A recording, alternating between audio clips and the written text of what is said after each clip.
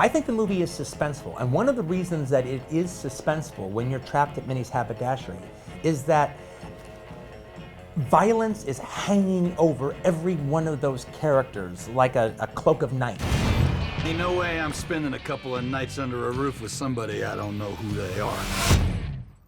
So who are you? How does somebody like, say, Samuel L. Jackson become your muse and end up in all of your films? When it comes to Sam Jackson, it's a weird mix of the fact that not only is he a terrific actor, but he is like an actor with a capital A. And I even remember talking to Robert De Niro about Sam Jackson. And he goes, well, look, here's the thing about Sam. Sam's an actor. I mean, when Sam's mother had Sam, the doctor said, you just gave birth to a 2-pound actor.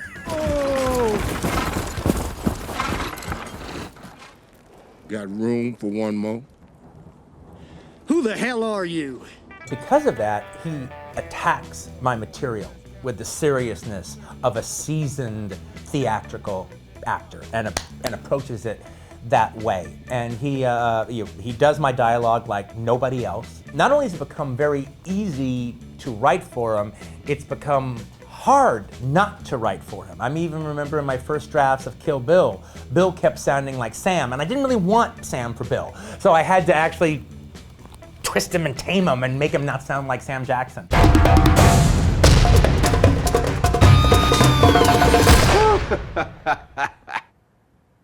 Starting to see pictures, ain't you? In this particular case, I think you kept the temperature at 30 degrees, is that correct? Yeah, absolutely, in this one, yeah. To me, the breath coming out of their mouth was as much of a visual element as any of Bob's lighting, or even more important than the mountains in the background to some degree or another.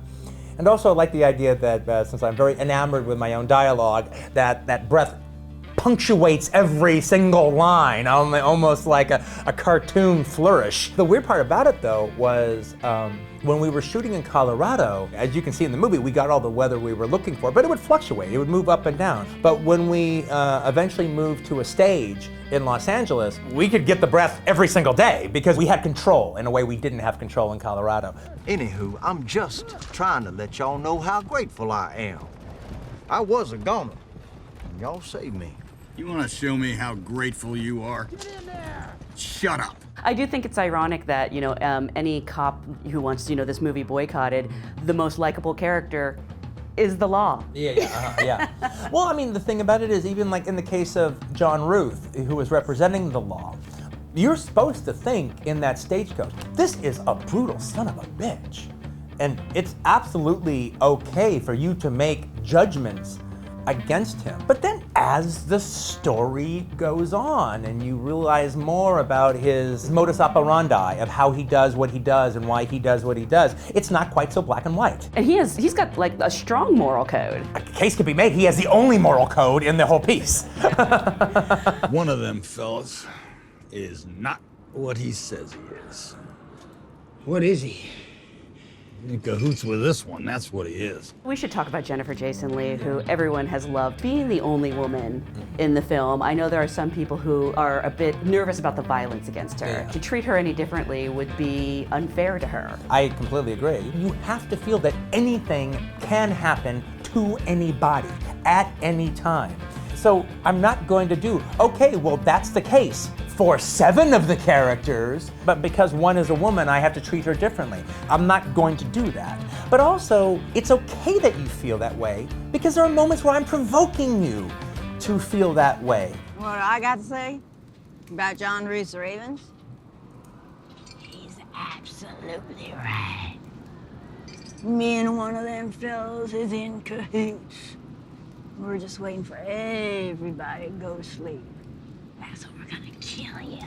When John Ruth cracks her over the head that very first time, and that wave that goes to the audience, because it almost does seem like one of the last taboos. Now, if you want to say shame on the movie, you can, but you're supposed to say, oh my God, John Ruth is a brutal bastard. And I want your allegiances to one degree or the other to shift slightly as the movie goes on. I can actually see absolutely an audience member watching the movie and Dom Magoo is their favorite character, and she's the one that they're rooting for throughout the piece. I wanted Susan Atkins, basically. I wanted a Manson girl out west. That was the quality. I love the no electronics policy. When did you decide on that? Well, it happened somewhere around Kill Bill is when I started instituting that, basically because people's cell phones were ringing and ruining shots. Everyone's kind of on their iPhone, they're updating their Facebook page, they're checking this, they're tweeting out something or other. And one of the things that was wonderful about Cruise was people got to know everybody. And what I hear, that happens less and less